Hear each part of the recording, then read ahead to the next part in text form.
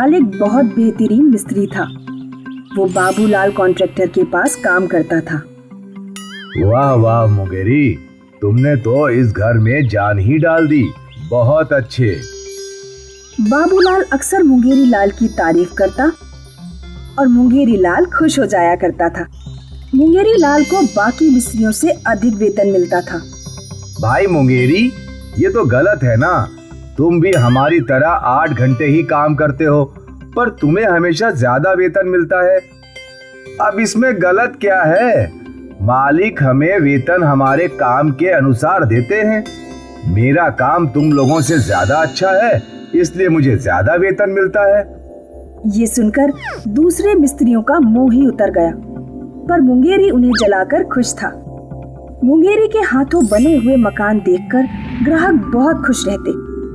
बहुत ही बढ़िया मकान बनाया है बाबूलाल भैया, बिल्कुल मेरी पसंद के हिसाब से। शुक्रिया मालकिन, ये सब हमारे मुंगेरी लाल का कमाल है। उस औरत ने मुंगेरी लाल को भी सराहा। मुंगेरी लाल अपने काम से बहुत खुश था, क्योंकि उसे अच्छे पैसे भी मिलते और लोगों की वाहवाही भी। इसीलिए वो जब भी काम करता पूरी मेहनत और लगन से करता। कई सालों तक मुंगेरी ने कई घर बनाए और बाबूलाल ने उसे सराहाया। मुंगेरी, तुम इतने सालों से मेरे साथ काम कर रहे हो और तुम्हारी वजह से मुझे सारे कॉन्ट्रैक्टर से ज्यादा काम मिलता है। इसलिए मैं तुम्हें वादा करता हूँ कि जब तुम बूढ़े होकर रिटायर हो जाओगे, तब मैं तुम्हें एक घर तोहफे में दूंगा। बड़ी कृपा होगी आपकी मालिक। घर तोहफे में मिलने की बात सुन मुंगेरी बहुत खुश था। अब कई वर्षों बाद मुंगेरी लाल बूढ़ा हो चुका था और धीमे धीमे काम करता था। एक दिन मुंगेरी लाल अपनी पत्नी सरिता से बात कर रहा था। अब भी मेरे काम की लोग वाहवाही करते हैं। वो तो मैं जानती हूँ, लेकिन अब थोड़ी अपनी उम्र का भी लिहाज करो। अब बेटे भी कमाते हैं, तो तुम्हें काम करने की क्या जरूरत। तुम सही बोल रही हो। ऊपर से मालिक ने कहा था कि जब मैं बूढ़ा हो जाऊंगा तो वो मुझे एक घर उपहार में देंगे। शायद मेरे रिटायरमेंट का समय आ गया है। बेटे कमाएंगे और मैं बस घर पर आराम करूंगा। हाँ, अब यही बात जाकर अपने मालिक से बोलो। मुंगेरी लाल ये सोचकर ही खुश था कि अब उसे कोई काम करना नहीं पड़ेगा, उसे सिर्फ आराम करना है। मुंगेरी लाल अपने मालिक बाबूलाल के पास गया। मालिक, आपसे कुछ बात करनी है। हाँ हाँ, बोलो ना मुंगेरी। मालिक, अब मैं बूढ़ा हो गया हूँ। अब काम भी बहुत आराम से करता हूँ। घर वाले चाहते हैं कि अब मैं रिटायर हो जाऊं और घर बैठकर आराम करूं।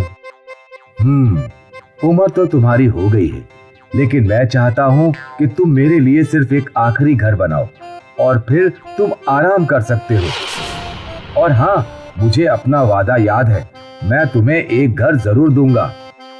ठीक है मालिक। अगले दिन बाबूलाल मुंगेरी लाल को उस घर बनाने की जगह ले गया।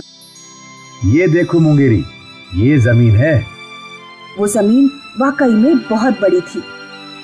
मालिक, ये तो बहुत बड़ी जमीन है। घर भी बड़ा ही बनाना होगा। तुम्हें जैसा लगे वैसा घर बनाओ। मैं जानता हूँ कि तुमसे बेहतर ये घर कोई नहीं बना सकता। ठीक है मालिक, मैं कल से ही काम शुरू करता हूँ।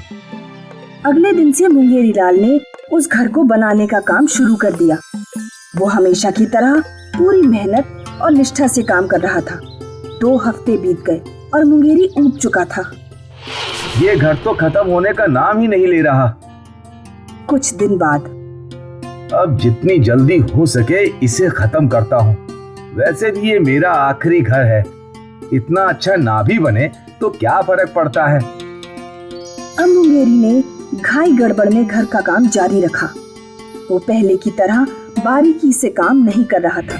उसे जल्द से जल्द वो बड़ा घर खत्म करना था और लगभग 1 महीने बाद वो घर पूरा हो गया। मालिक, लीजिए, पूरा हो गया। अच्छा है। बाबूलाल को पता था कि वो घर इतना अच्छा नहीं बना जितना मुंगेरी हमेशा बनाता था। तुमने अपना खुद का घर बहुत अच्छा बनाया है। मेरा खुद का घर? हाँ, ये घर मैंने तुम्हारे लिए ही तो बनवाया है। तुम्हें वादा किया था ना मैंने कि तुम्हें घर दूंगा। पर क्या मुंगेरी, मुझे पता है ये घर बड़ा है, लेकिन तुमने मेरे साथ इतना काम किया है, इतना तो तुम्हारा हक बनता ही है। बाबूलाल घर को देखने अंदर गया और मुंगेरी ने अपना सर पकड़ लिया। गई भैंस पानी में। मुंगेरी को क्या पता था कि वो पहली बार काम में आनाकानी करेगा और वो उसे ही जिंदगी भर झेलना पड़ेगा। इसीलिए बड़े बुजुर्ग कह गए, मेहनत और ईमानदारी से काम करो। देवगढ़ में एक गरीब मिस्त्री था, धामू। धामू दिन भर दूसरों के घर बनाया करता था, लेकिन उसका खुद का घर एक घास से बनी हुई कुटिया थी। धामू और उसकी पत्नी दामिनी का यही सपना था कि उन दोनों का एक पक्का मकान हो, गांव के दूसरे मकानों की तरह। धामू दिन भर कड़ी मेहनत करता था, तब जाके उसे दिन के 10 सिक्के की मजदूरी मिलती थी। इनमें से रोज धामू 5 सिक्के का राशन लाया करता था और बाकी के 5 सिक्के अपनी पत्नी दामिनी को दे दिया करता था। एक दिन की बात है, ए जी, क्या हम अपना घर दिन के 9 सिक्कों में नहीं चला सकते? लेकिन मैं तो रोज 10 सिक्के कमाता हूँ। मैं जानती हूँ, लेकिन अगर हम ऐसा समझें कि आप सिर्फ 9 सिक्के ही कमाते हैं और हमें अपना गुजारा सिर्फ 9 सिक्कों में करना पड़ेगा, तो हम हर दिन 1 सिक्का बचा पाएंगे। लेकिन इस 1 सिक्के का तुम करोगी क्या? वो 1 सिक्का हम इस घड़े में डाल देंगे, अपने पक्के घर के लिए। तुम पागल हो गई हो क्या? कभी 1 सिक्के से घर बनता है क्या? ए जी, करके तो देखिए, आपको 1 सिक्का पता भी नहीं चलेगा। लेकिन आपको मुझे एक वचन देना होगा कि आप इस घड़े में सिर्फ सिक्के डालेंगे, कभी इसे खोलकर देखेंगे नहीं। ठीक है। धामू ने घड़े में अपना पहला सिक्का डाल दिया और इस दिन से धामू रोज घड़े में 1 सिक्का डाला करता था। कई दिन बीत गए। दामिनी, आज 1 महीना हो गया है। उस घड़े में काफी सिक्के हो गए होंगे ना? चलो उसे खोलकर देखते हैं। नहीं, बिल्कुल नहीं। आपने मुझे वचन दिया था कि आप इसे कभी नहीं खोलेंगे। ठीक है। धामू उस घड़े की ओर देखता रहा और फिर रोज धामू सिर्फ उस घड़े में सिक्के डाला ही करता था। कभी भी उसने उस घड़े के अंदर देखा ही नहीं। ऐसा करते करते 1 साल बीत गया। धामू अब भी पूरा दिन मेहनत करता था और अब उसे मजदूरी में 15 सिक्के मिला करते थे। वो अब भी उस घड़े में 1 सिक्का डाल दिया करता था। अब दिवाली का त्योहार था और धामू के मन में आया, मुझे उस घड़े से पैसे निकाल कर दामिनी के लिए नई साड़ी लानी चाहिए। कम से कम इस दिवाली वो एक नई साड़ी पहनेगी। वो घड़े की ओर बढ़ ही रहा था कि दामिनी वहां आ गई और, क्यों जी, क्या हुआ? कुछ नहीं, कुछ भी तो नहीं। इसके बाद धामू ने कभी घड़े से पैसे निकालने का नहीं सोचा। वो रोज घड़े में 1 सिक्का डालता रहा। देखते ही देखते इस बात को 4 साल हो चुके थे। ए जी, हमारे घर को पक्का मकान बनाने के लिए कितने सिक्के लगेंगे? यही कोई 1000-1200 सिक्के। तो चलिए आज सिक्कों को गिनते हैं, देखते हैं क्या अब हम अपना मकान पक्का बना पाएंगे।